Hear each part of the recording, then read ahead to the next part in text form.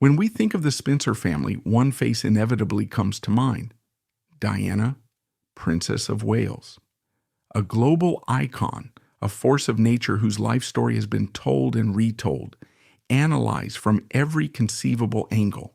We know her story, we know her parents' story, and we even know the story of her kind and gentle grandmother, Lady Cynthia.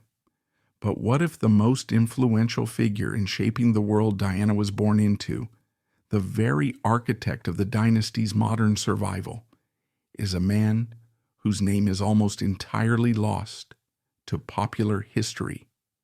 Go back a generation past Diana's father to the man who was the Patriarch of Althorp for over 50 years, a man who cast a long and formidable shadow.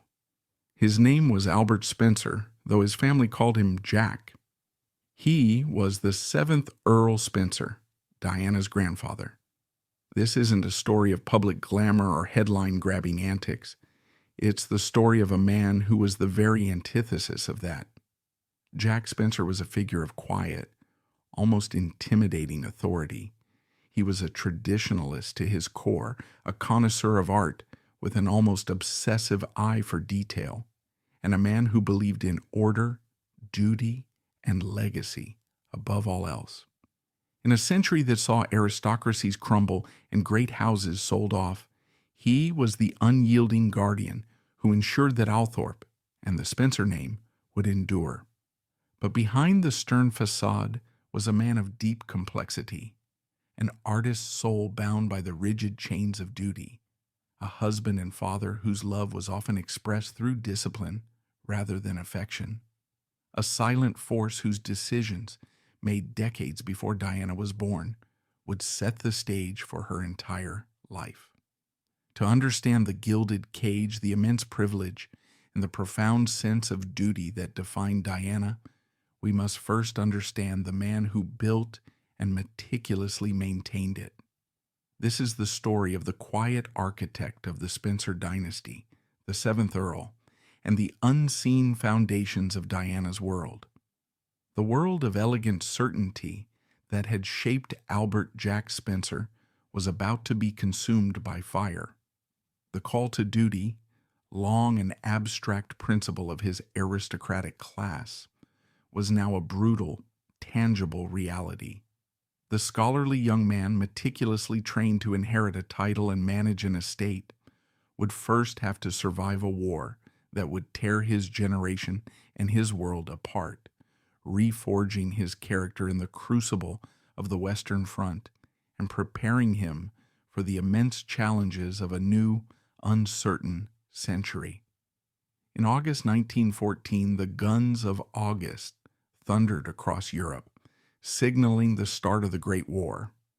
For Jack's generation of young aristocrats, it was a call to duty that was both expected and unquestioned. The playing fields of Harrow and the debating halls of Cambridge were swiftly exchanged for the mud and blood of Flanders. At the age of 22, Jack Spencer, the scholarly connoisseur, became a soldier. He was commissioned as a captain in the 1st Life Guards, one of the most senior regiments in the British Army and part of the household cavalry. Historically, they were the glorious mounted guards of the monarch, but the brutal reality of modern industrial warfare rendered cavalry charges obsolete. Like so many others, his regiment would spend much of its time dismounted, fighting in the horrific, grinding stalemate of the trenches. Imagine the transition. One moment, a life of immense privilege, surrounded by priceless art and the serene beauty of the English countryside. The next, a world of constant noise, the stench of death, the sight of friends and peers being cut down by machine gun fire and artillery shells.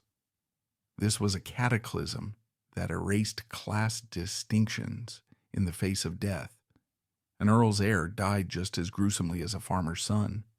For a man like Jack, who thrived on order and control, the sheer, unrelenting chaos of the Western Front must have been a psychological torment. This experience did not make him a celebrated war hero in the public sense.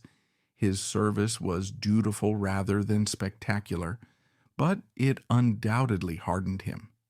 It would have reinforced his already reserved nature, deepened his belief in discipline as the only defense against chaos, and instilled in him a profound sense of loss. The world he fought to defend would not be the one he returned to. The war scythed through the British aristocracy, wiping out heirs to great houses and leaving a gaping wound in the nation's psyche.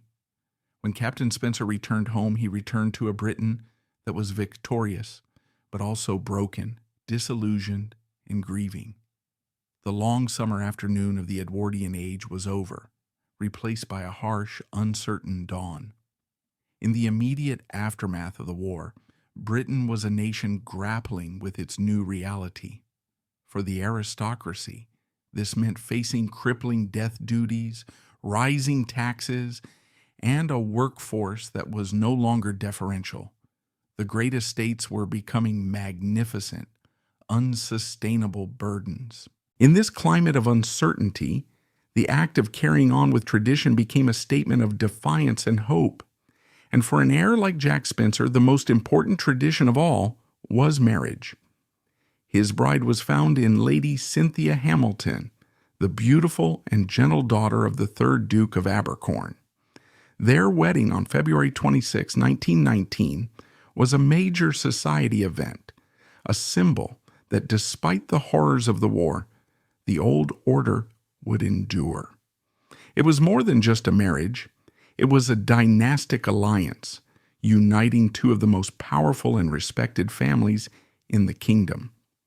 In Cynthia, a woman known for her grace, kindness, and quiet strength, Jack found the perfect partner to be his future countess.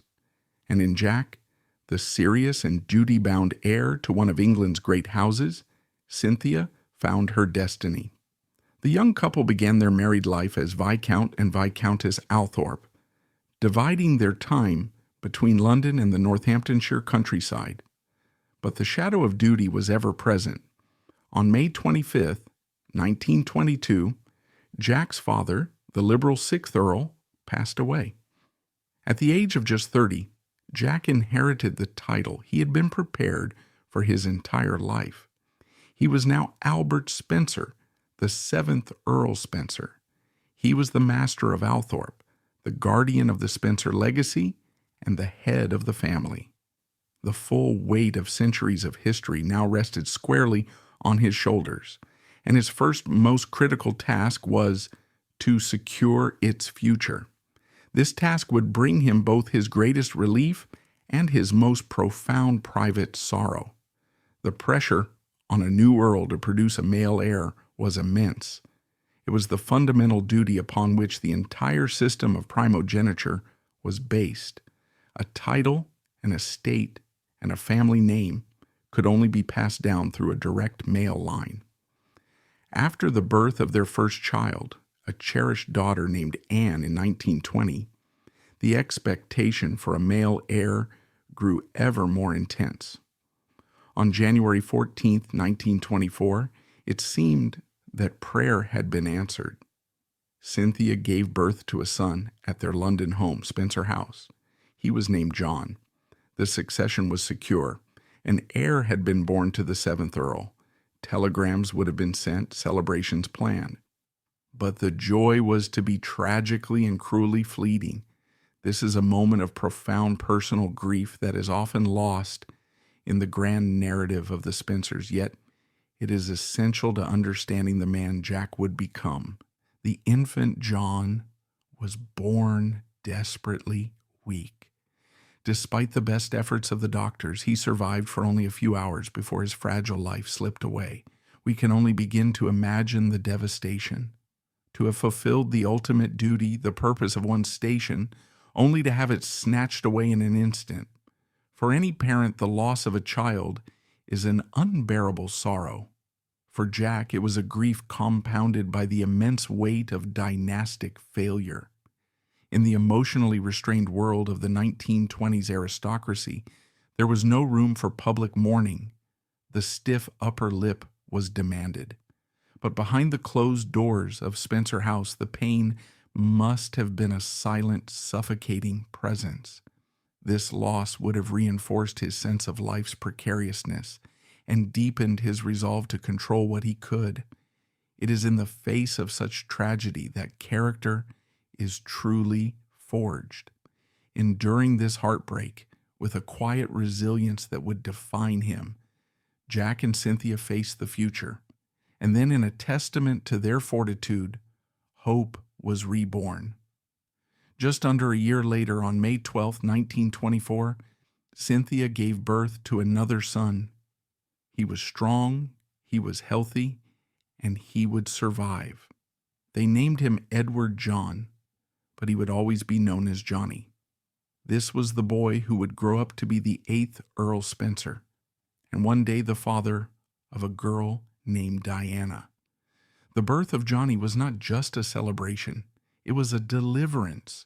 It was a rainbow after a devastating storm, a confirmation that the Spencer line would not falter. For the 7th Earl, the succession was at last truly secure.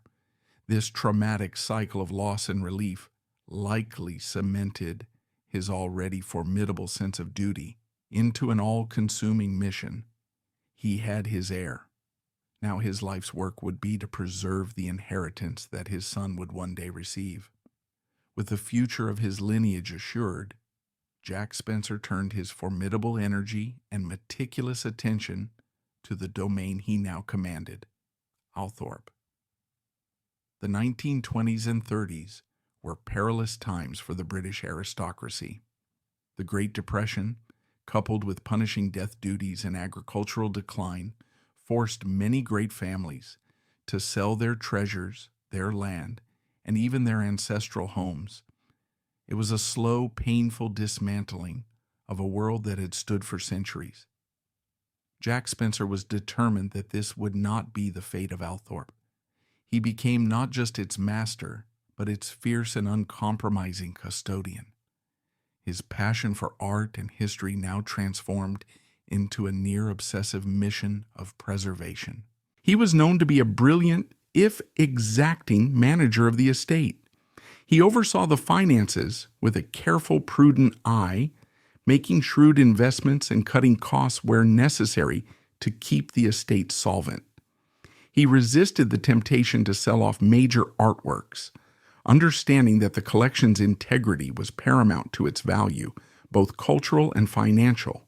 His political life, while never his primary focus, complemented this mission. As a staunch conservative, he viewed the rising tide of socialism and the policies of the Labor Party with deep suspicion.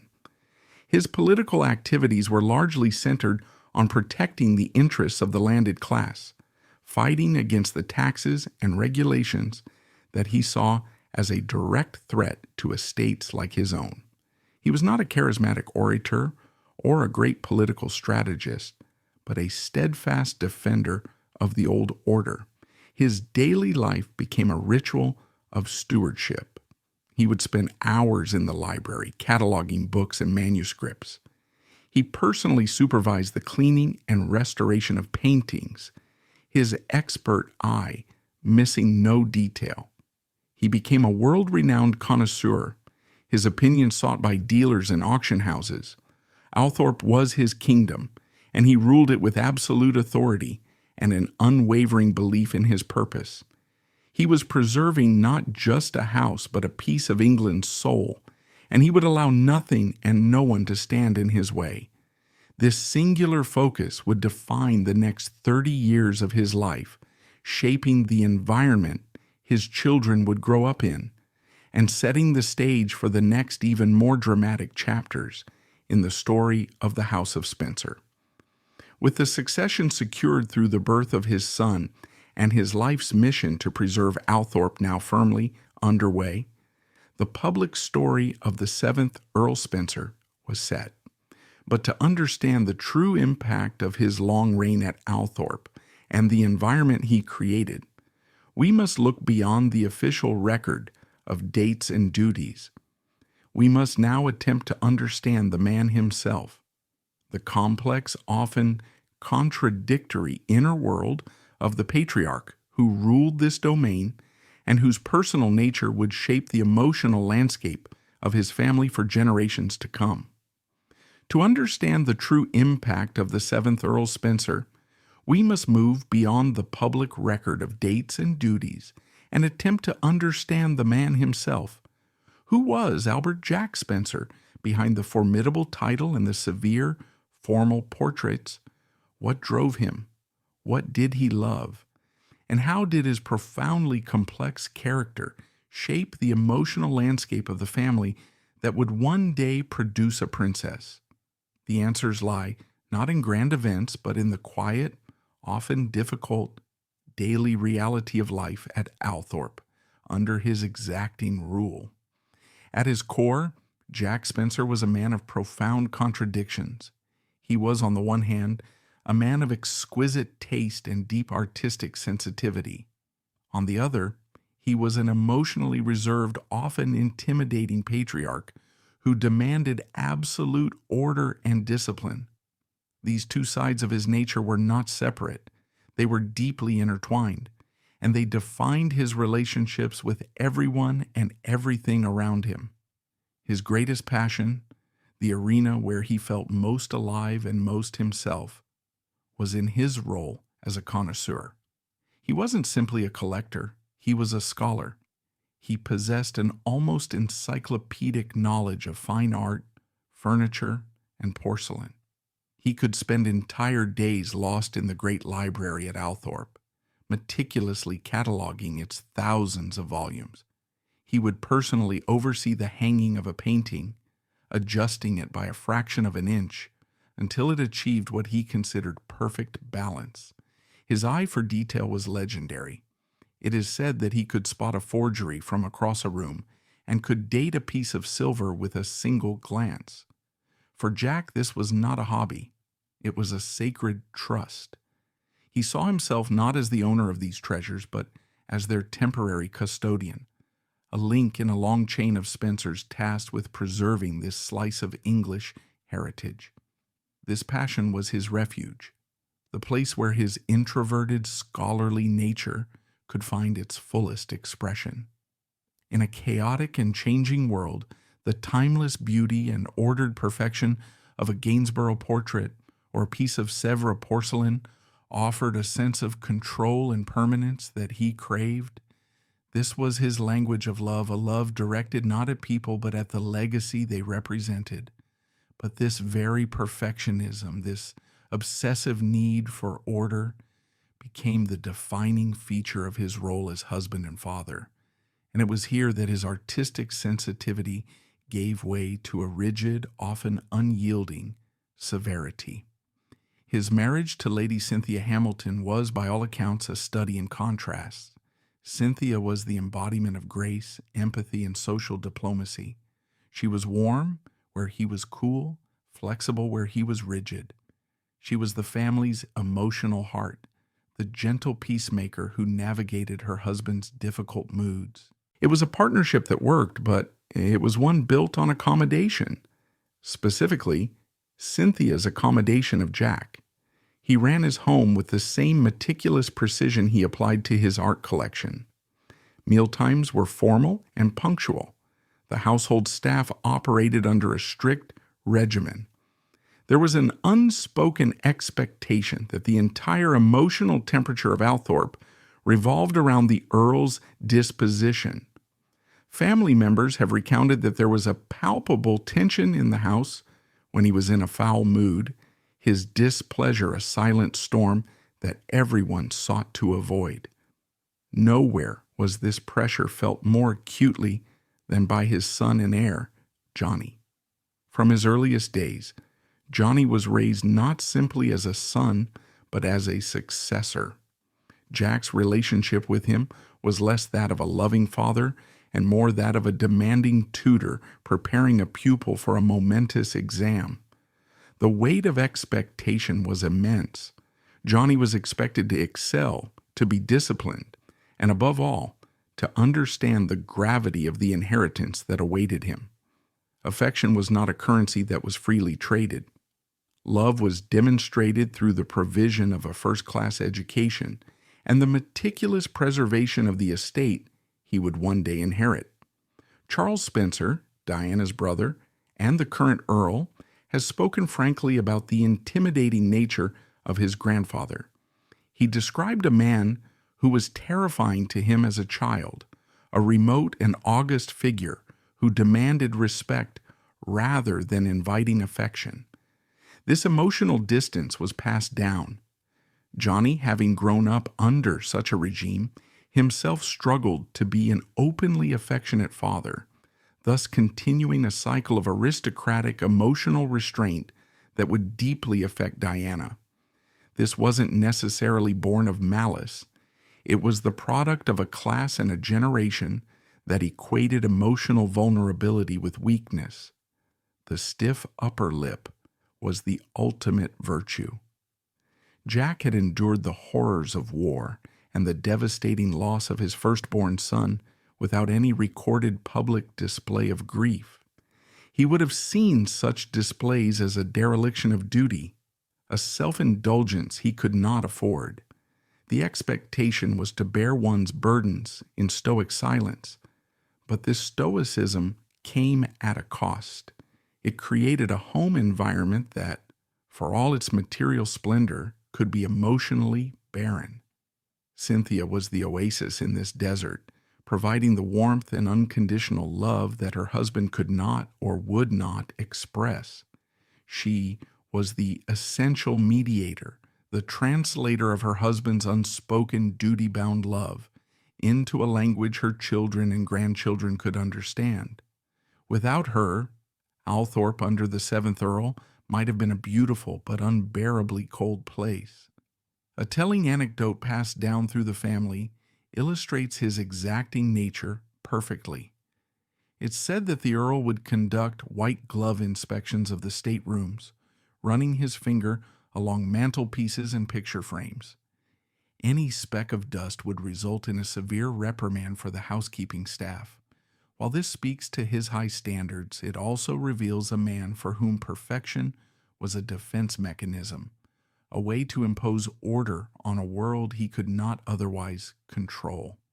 He could not control the grief of losing a son, nor the political shifts that threatened his class, but he could absolutely control the state of his furniture.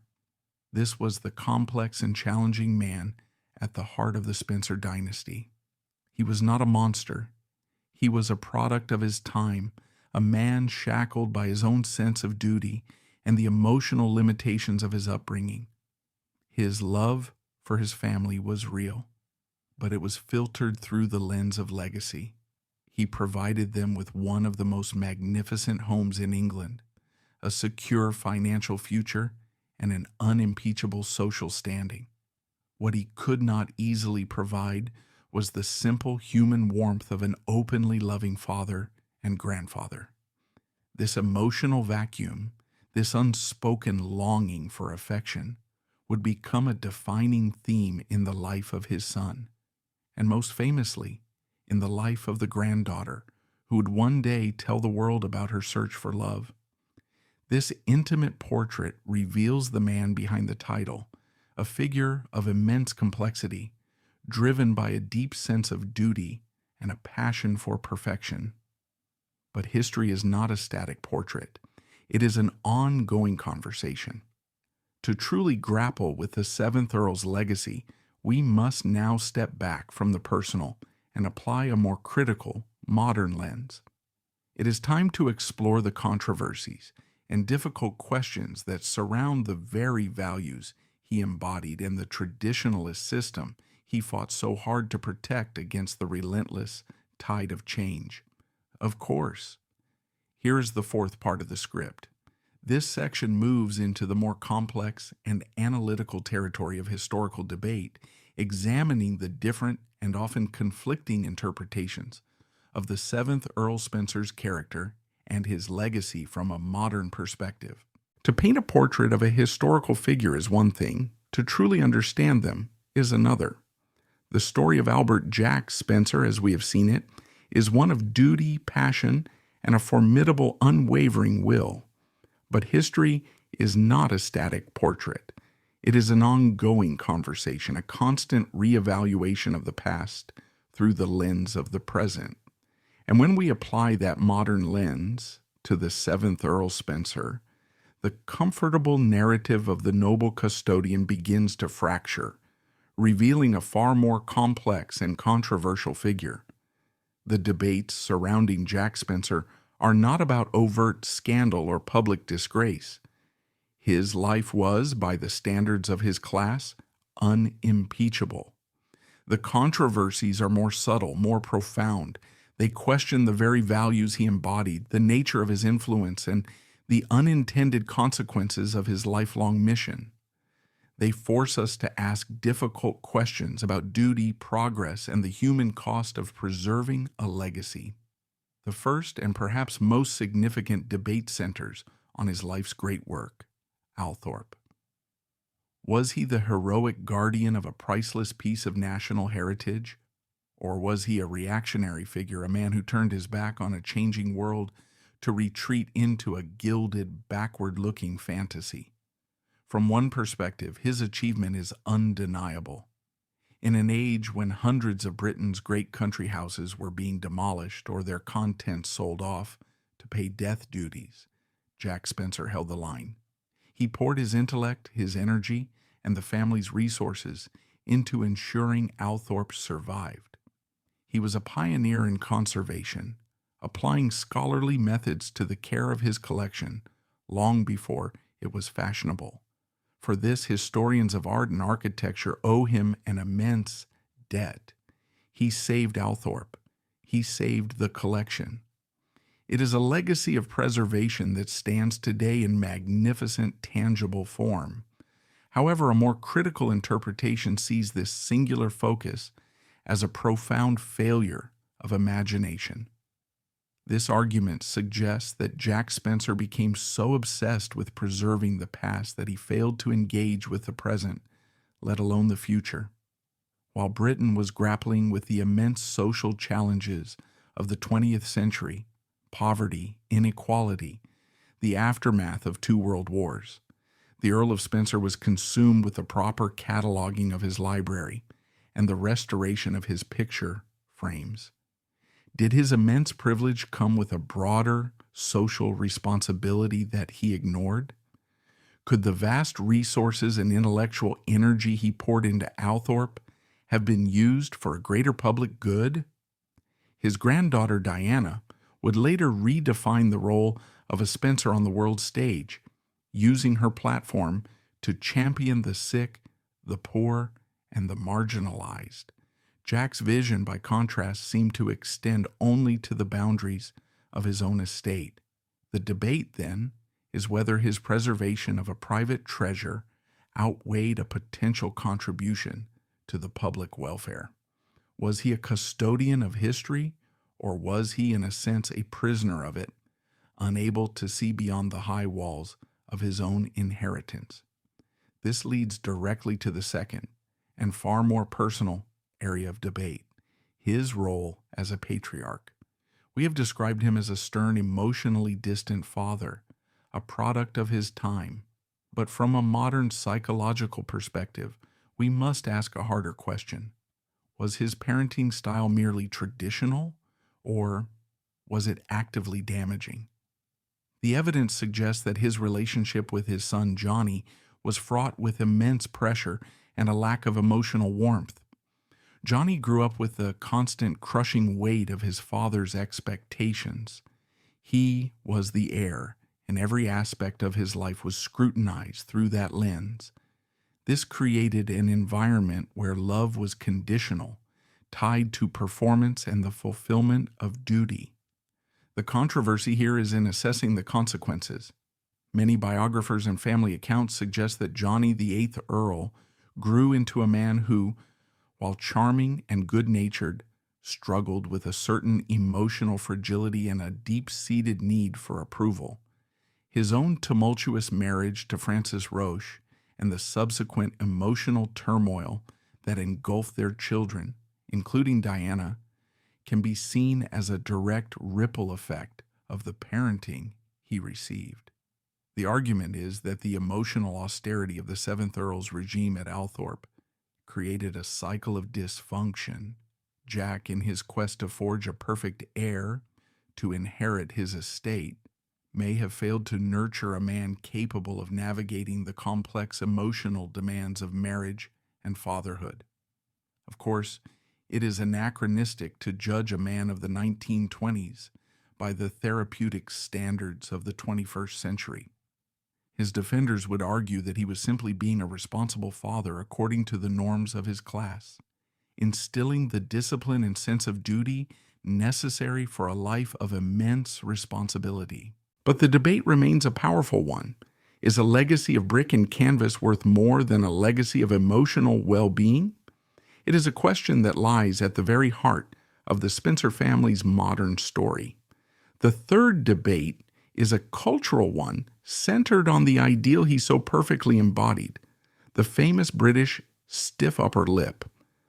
Jack Spencer's life was a masterclass in emotional suppression. He faced war, the death of a child, and the decline of his class with an outward appearance of unshakable stoicism. For generations, this was lauded as a quintessential British virtue, a sign of strength, resilience, and good breeding. But modern sensibilities challenge this ideal. We now understand that unexpressed grief and trauma do not simply disappear. They fester, often causing deep psychological pain and manifesting in other ways. The controversy is whether this emotional code was a source of strength or a crippling weakness for Jack and his family. Did his refusal to show vulnerability make him a stronger leader, or did it simply make him a more isolated and perhaps more tormented man? Furthermore, did this culture of emotional denial at Althorp create an environment where his children and grandchildren were not given the tools to understand and process their own feelings? Diana's entire public life was, in many ways, a rebellion against this very principle. She spoke openly about her emotions, her struggles, and her vulnerabilities, connecting with the public in a way that the old guard found shocking. The debate, therefore, is whether Jack Spencer represents the noble end of a Stoic tradition or the source of the very emotional pain that his granddaughter felt compelled to expose to the world. Finally, we must debate his legacy in a broader political and social context. The 7th Earl was a deeply conservative man who spent his life resisting the tide of social change. He was a defender of a class system based on inherited privilege in a century that was moving decisively towards democracy and meritocracy. Was he, as his supporters might claim, a principled defender of tradition and stability in an age of dangerous ideologies? Or was he simply a man defending his own entrenched interests, a symbol of an unjust and unequal system that was rightly being dismantled? His life forces us to confront uncomfortable questions about class, wealth, and inheritance. While his dedication to Althorp is admirable in its own right, it was a dedication made possible by a system of vast, inherited wealth that was unavailable to all but a tiny fraction of the population. These debates do not offer easy answers, and they are not meant to condemn him. Albert Spencer was a man of his time, acting according to the values he was raised with. But to ignore these complex questions is to misunderstand his true historical significance. He was not just a quiet connoisseur, he was a gatekeeper of a fading world, a patriarch whose personal choices had far-reaching and unintended consequences, and a man whose life of rigid control stood in stark, dramatic contrast to the emotional liberation that his granddaughter would one day champion. He was the anchor that kept the Spencer ship steady, but he may also have been the anchor that kept it from sailing into the modern world. These complex debates, which weigh preservation against progress and duty against affection, do not offer simple answers. They reveal a man who was a product of his time, a figure of profound historical tension. But all these questions and interpretations ultimately lead back to the final, inevitable event of his life. It is only in the aftermath of his death, when his long and formidable reign at Althorp finally came to an end, that we can begin to truly measure the full, far-reaching significance of his legacy and trace the ripples he left behind.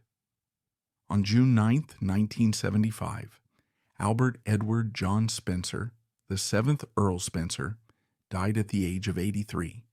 He passed away at St. Matthew's Nursing Home in Northampton, a quiet end to a life dedicated to the preservation of a grand and noble legacy. His death was not a major national event. It was the passing of a senior aristocrat, a man of a bygone era. The torch was passed as he had always intended to his son. Johnny, now 51 years old, became the 8th Earl Spencer and the master of the magnificent, perfectly preserved Althorp that his father had spent a lifetime protecting. The immediate aftermath was one of transition. For the family, the passing of the formidable Patriarch brought both sorrow and a sense of release. The iron grip that had defined life at Althorp for over half a century was gone.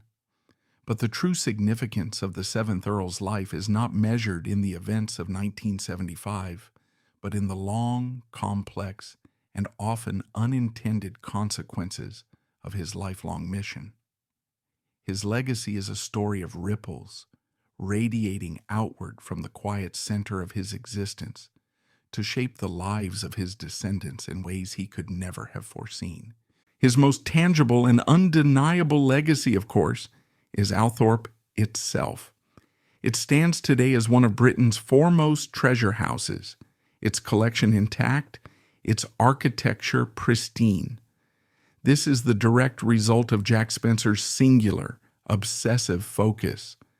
In a century that was brutal to the British country house, his achievement as a custodian was nothing short of remarkable.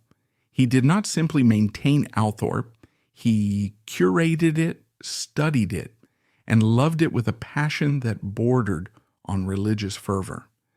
This physical legacy provided the essential backdrop for the next chapter of the Spencer story. It was the magnificent stage upon which his granddaughter, Diana, would first capture the world's attention. Without the Althorp that Jack preserved, the fairy tale narrative of a young aristocrat marrying a prince would have lacked its most potent symbol of ancient lineage and romantic grandeur. But his legacy is far more complex than bricks and mortar. It is a profound emotional and psychological inheritance.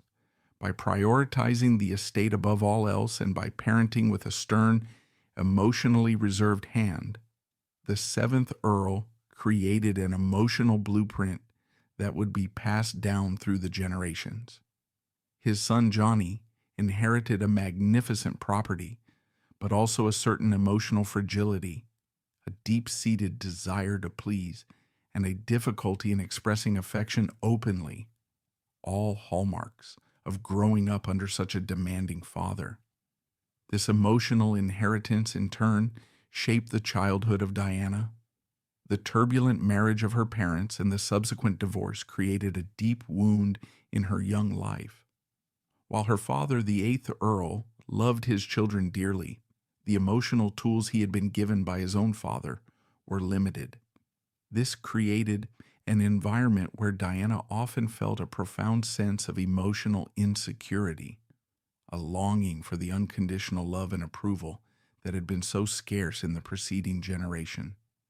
And it is here that we find the great unintended paradox of the 7th Earl's life. His rigid, emotionally controlled world inadvertently created the conditions that would give rise to its very opposite. Diana's famous empathy, her extraordinary ability to connect with the suffering and the marginalized, her open displays of emotion, all of this can be seen as a direct reaction to the emotional austerity of the world her grandfather built. Her life became a quest to find the warmth that had been missing. She took the Spencer name, a name her grandfather had so diligently preserved for its traditional authority, and transformed it into a global symbol of a new kind of power, the power of compassion. The seventh Earl Spencer, in his quest to preserve a legacy of aristocratic duty, accidentally laid the groundwork for a legacy of human connection. Beyond his family, Jack Spencer's life holds a broader significance in the story of the 20th century British aristocracy. He represents a successful, if uncompromising, model of survival. He was a survivalist earl, a man who correctly identified the existential threats to his class: taxation, social change, economic depression, and dedicated his entire life to combating them with fiscal prudence and unwavering conservatism. He was not a progressive who adapted to the new world. He was a traditionalist who fortified his old world against the encroachments of the new. And in his primary objective, the preservation of his line and his estate, he was spectacularly successful. His life serves as a case study in how some elements of the old aristocracy managed to navigate the 20th century and carry their legacy, battered but intact, into the 21st. What then can we learn from the story of this quiet, complex man? It is a story that speaks to the immense power of a single-minded purpose. It teaches us that legacies are not accidental. They are built through deliberate, often difficult choices made over a lifetime. It also serves as a profound and cautionary tale about the nature of inheritance. We pass down not only our treasures and our titles, but our values, our fears, and our emotional wounds. The choices of one generation echo, often in unexpected ways, through the lives of the next. Albert Spencer is not a simple hero or villain in the Spencer saga. He is its foundation. He is the stern, unyielding bedrock upon which a more famous and emotionally resonant story was built. He was the guardian of the house, the keeper of the name, the architect of the world that would both constrain and ultimately launch his granddaughter. To remember him is to understand that behind every dazzling public life, there are often quieter, more complex figures in the shadows, whose silent dedication and difficult choices made it all possible. In the grand theater of history, some figures command the stage with dramatic flair and booming voices. Albert Spencer, the seventh Earl Spencer, was not one of them. He was a man of the wings, a quiet stage manager dedicated to ensuring the integrity of the production. His life was not a performance for the crowd, but a solemn lifelong duty to the house itself, a devotion to the script that had been handed down to him through centuries. He was the consummate custodian, the stern patriarch, the man who valued legacy above all else. In his rigid, ordered world, he preserved a masterpiece, Althorp, and in doing so, secured the future of his dynasty. It was a life of profound dedication, but also one of profound emotional restraint, creating a legacy of both immense privilege and deep emotional complexity. His story is a powerful reminder that the foundations of our world are often laid by silent, determined hands. He was not the storm. He was the anchor that held the ship fast against it. In his unwavering commitment to the past, he inadvertently paved the way for a future he could never have imagined. He built the stage and preserved the name, allowing his granddaughter, Diana, to step into the light and change the world, not with the cool authority of an earl he would have recognized, but with the open, compassionate heart that was perhaps his most unexpected and enduring inheritance.